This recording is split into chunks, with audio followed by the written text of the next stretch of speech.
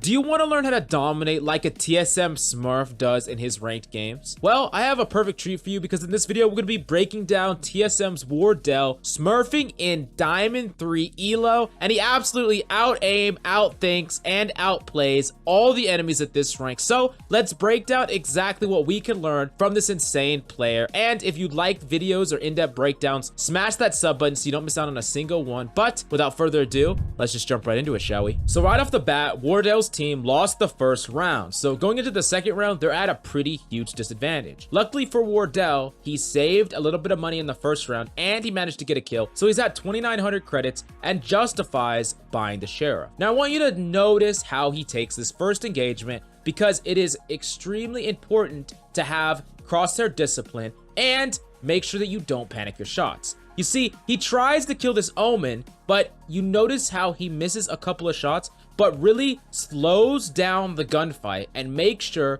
that his aim is on point before he takes preceding shots, and it allows him to secure that kill. Now for the next follow-up engagement on the Reyna, after the Reyna uses her fade, he looks for an opportunity to kill her because she has to stop her movements in order to get accurate enough in order to actually turn the tables on him. While he could have waited for her to stop completely, he sees her move in a very predictable, straightforward pattern and simply takes the flick on her before she stops moving and kills her immediately before there's any threat to him. But imagine the second that she stops moving, he most likely would have hit her in the head as well, because like I said, she is not going to be that accurate until she stops moving completely. Now his team planned to push on to C site, but right at this moment, both of his teammates die. Now my question goes back to you. What do you think Wardell is going to do here? Is he going to try to counter swing the Cypher? Is he going to try to punish the Sova? In fact, he does neither of these things, because the things that he does know is that there's a Sova up the stairs that is very difficult for him to push because he's going to have to travel up the stairs. He can't push the Cypher because of his cyber cage, so he makes a decision knowing both the enemies are near C site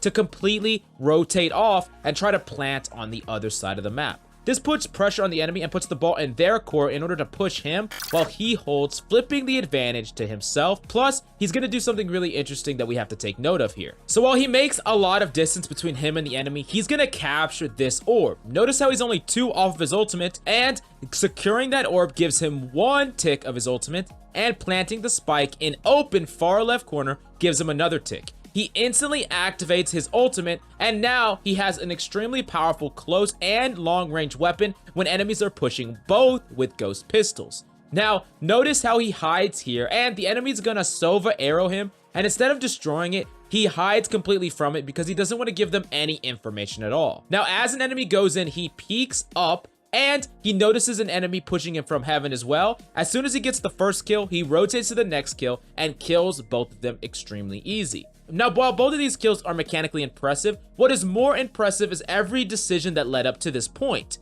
He never panicked in any of his gunfights and systematically took kills when he could get them. And on top of that, he recognized the moments that his allies died, he could derive information that let him quickly rotate to the other side of the map, secure the orb plus the plant, giving him his ultimate that all allowed him to close up this point.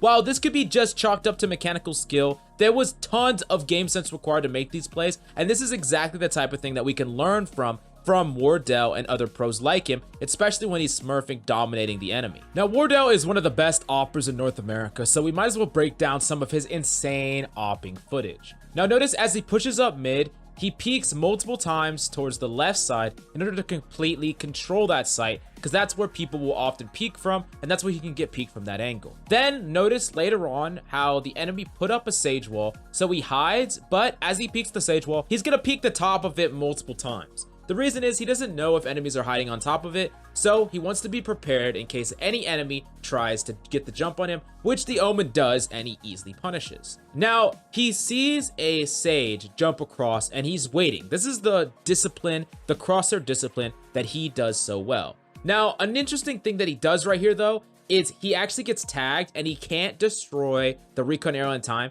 so he instantly invests Tailwind. If he wouldn't have invested it there, he most likely would have died. And this is actually an important lesson because when double doors are broken like that, if enemies get information about you, they can easily wallbang you. So if you wouldn't have invested Tailwind in that exact situation, you would have died in your games. So realizing that the difference between there being actual shields on the doors and there being none greatly changed what play he would have made there. Now notice how he repeats the exact same angle and he waits there for a potential swing, and the sage obliges him and he easily shuts it down with just a click reaction. Now the really important things to take from his gameplay is how patient he is with the ops and how he sets himself up to peek one angle at a time.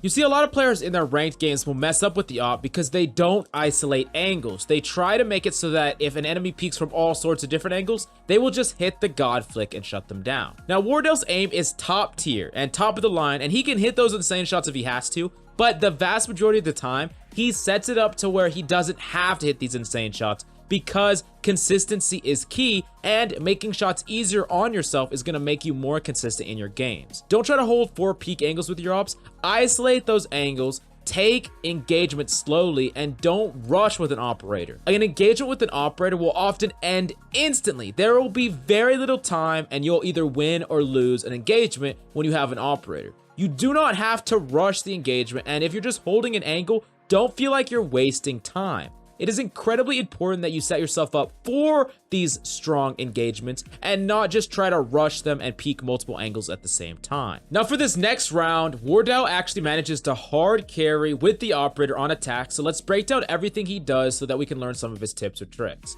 Now notice what he does to this door frame that he often does, where he will jiggle peek back and forth in order to secure a sight line or make it so that he can easily peek out and kill somebody. Notice how when you're stopping, that red dot will appear in the center of your sniper rifle. That assures you that you'll hit the shot, but Wardell has already mastered the feeling of this, so he knows when his shot will be accurate automatically. Now notice after his team rotate off of this, he actually takes an engagement here. So first, he jiggle peeks upper, make sure no one's there. Then he isolates the close range bottom angle and punishes a swing. He waits there and waits to punish the enemy. Now, notice what he does right here is he instantly secures the angle on the left side, and it was very fortunate that Asova was actually peeking from that angle. He then does something very interesting where he updrafts to the high ground, but then instantly goes back to the low ground and peeks this other opper. Now notice that the Reyna was actually peeking heaven already, and her crosshair placement was completely messed up, so it was a relatively easy kill for him to execute. Now, he actually got the call that Omen was on C, so he actually just ran on to A thinking it was safe, but it wasn't, so he instantly tailwind and used his smokes in order to disengage from the enemy. He plants on the backside of site where he can play multiple angles with the op, but he actually pushes up close and takes control of a power angle in this garage room. Now the Omen starts to push onto point and smokes off one of the angles that he could get swung from and starts to walk on point. Now this is kind of comedy that ensues because notice how Wardell sees the Omen. The Omen actually starts the defuse but doesn't commit to it, and then he proceeds to actually look all around the map for Wardell but never finds him, and he actually doesn't give himself enough time to actually complete the defuse in the first place. This is a common error that happens a lot where players don't even give themselves a possibility to win the map at all.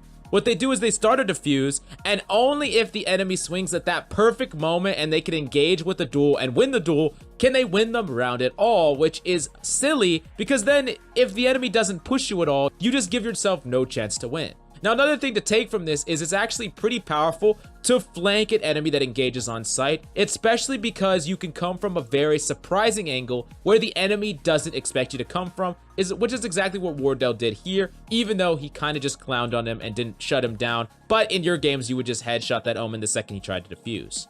Now something that's incredibly important here is this is mid to high diamond, and Wardell is absolutely slaughtering people here with great gunplay and operator fundamentals and a game sense that is clearly leagues above the people at this rank. Now I don't want you to be giving Wardell a ton of hate for this because he actually sat in queue for like 45 minutes on his main account and he couldn't find a game, so he thought he would start to rank up his alternate account.